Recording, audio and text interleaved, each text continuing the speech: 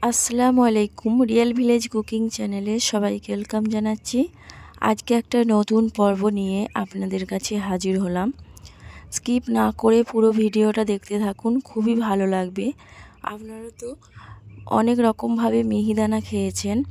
আমি আজকে সাবুদানা দিয়ে খুব সহজ পদ্ধতিতে মিহিদানা বানিয়ে দেখাবো, যেটা আপনারা বাড়িতে সহজেই বানিয়ে নিতে পারবেন। তাহলে চলুন শুরু করা যাক। এখানে আমি নিয়ে নিয়েছি সাবুদানা 1 বাটি পরিমাণে। ভালো করে ধুয়ে, আমি এখানে মোটা দানা নিয়েছি, ভালো করে ধুয়ে নিতে হবে। ভালো করে ধুয়ে আমি ভিজতে দেব আধ ঘন্টার মতো। আপনারা চাইলে 10 মিনিটের মতো ভিজলেই হবে। এইভাবে ভালো করে হাত দিয়ে চটকে চটকে ভালোভাবে ধুয়ে পরিষ্কার করে নিতে হবে। সাবুদানা দিয়ে যে মিহিদানা এত টেস্টি হয়, আপনারা বন্ধুরা বিশ্বাস করবেন না, এতটাই মজাদার হয়। নরম তুলতুলে রসে টইটুম্বর মিহিদানা একবার বানালে তো বারবার বানাতে ইচ্ছা করবে, এতটাই মজাদার হয়। ভালো করে ধুয়ে নিলাম। এবার আমি জল দিয়ে ভিজিয়ে রাখবো। ঠিক 1 বাটির থেকে সামান্য কম জল নিয়েছি। জল দিয়ে আমি ভিজিয়ে রাখছি।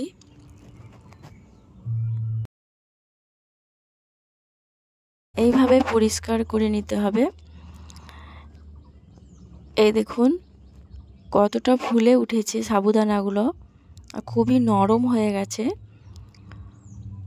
আমি এখানে মোটা দানা নিয়েছি, আপনারা এর থেকে ছোট দানাটাও নিতে পারেন।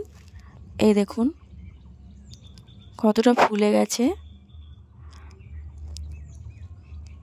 আর খুবই নরম হয়েছে। এই দেখুন খুবই নরম হয়ে গেছে।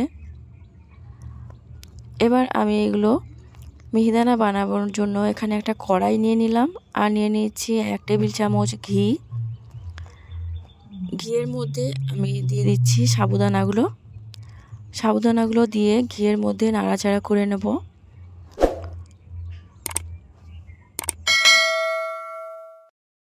খুব বেশি নাড়াচাড়া করতে হবে না, কিছুক্ষণ নাড়াচাড়া করে নিতে হবে ভালোভাবে।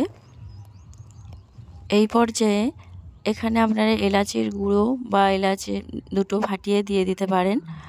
আমি এখানে এলাচ দিয়ে দেবো। আপনারা যখন ঘিয়ের মধ্যে এইভাবে ভাজবেন, এর থেকে যে একটা সুগন্ধ বেরোবে, এটা তো খুবই ভালো লাগে। এইভাবে নাড়াচাড়া করে নিলাম। দিয়ে দিলাম এলাচ দুটো ফাটিয়ে দিয়ে দিলাম, এতে করে এর স্বাদটাও ভালো আসবে।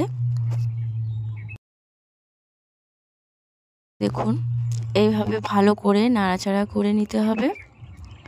সাবুদানার মিহিদানা বানাতে বেশি টাইম লাগে না, অল্প টাইমের মধ্যে হয়ে যায়। এবার এর মধ্যে দিয়ে দিচ্ছি আমি চিনি। ঠিক 1 বাটি মাপ করে আমি চিনি নিয়েছি।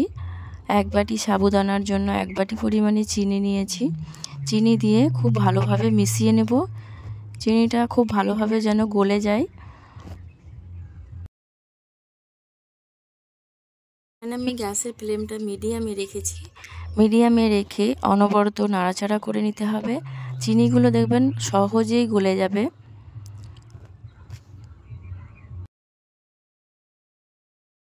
মিহিদানার কালার আনার জন্য আমি এখানে সামান্য ফুড কালার অ্যাড করছি।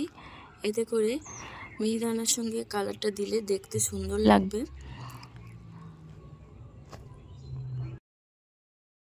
অনবরত নাড়াচাড়া করে ভালোভাবে মিশিয়ে নিতে হবে।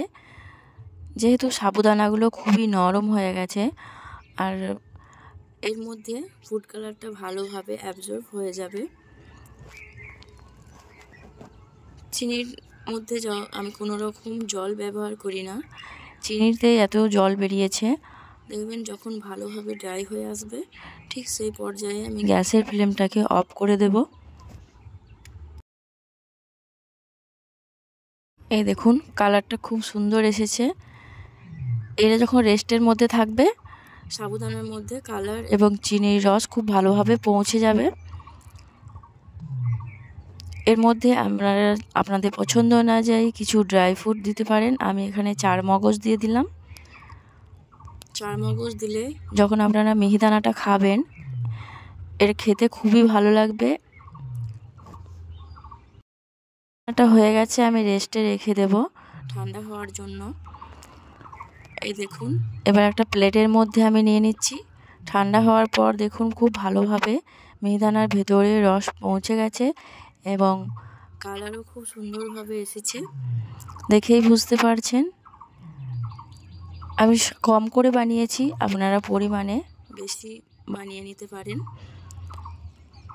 আর এইভাবে বানিয়ে আপনারা 15 থেকে 20 দিন মতো স্টোর করে রাখতে পারবেন। যখন খুশি ইচ্ছা মতো বাড়িতে বার করে খেতে পারবেন। এবার ওপর থেকে আমি চারমগজ দিয়ে দিলাম। এটা অপশনাল, আপনারা চাইলে নাও দিতে পারেন।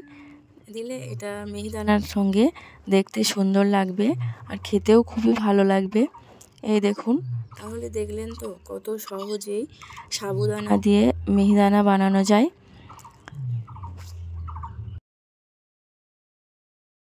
খেতে তো অসম্ভব টেস্টি হয়, বাচ্চারা তো খুবই পছন্দ করবে। বাজার থেকে না কিনে বাড়িতেই এইভাবে বানিয়ে নিতে পারবেন। খুবই মজাদার এবং টেস্টি এই সাবুদানার মিহিদানা রেসিপি। খুবই নরম, মুখে দিলেই মিলিয়ে যাবে। আপনারাও বাড়িতে একবার ট্রাই করে দেখবেন। দেখবেন একবার বানালে বারবার বানাতে ইচ্ছা করবে। তাহলে আমার এই সাবুদানার রেসিপি আপনাদের কেমন লাগলো কমেন্টে জানাবেন। এই দেখুন, এইভাবে বানিয়ে আপনারা বাড়িতে রেখে দিতে পারবেন। মিহিদানাগুলো এখন গরম আছে, যখন খুব ভালোভাবে ঠান্ডা হয়ে যাবে এই রসটা আবারও টেনে নেবে এবং ঝরঝরে হয়ে যাবে। তাহলে আমার এই রেসিপি আপনাদের কেমন লাগলো কমেন্টে জানাবেন। আর পাশে থাকা বেল আইকন প্রেস করবেন। যদি আপনারা নতুন হয়ে থাকেন চ্যানেলটা সাবস্ক্রাইব করে পাশে থাকার অনুরোধ রইল। আপনারা এইভাবে 10 থেকে 20 মিনিটের মতো রেখে দেবেন, দেখবেন খুবই ঝরঝরে হয়ে যাবে। এই দেখুন কত সহজে, আপনারা তো অনেক রকমভাবে মিহিদানা খেয়েছেন, একবার এইভাবে বানিয়ে দেখবেন। আর কেমন হলো কমেন্টে জানাতে ভুলবেন না। কথা না বাড়িয়ে আজকের রেসিপি এখানেই শেষ করছি। আবারও নতুন নতুন রেসিপি নিয়ে আপনাদের কাছে হাজির হব।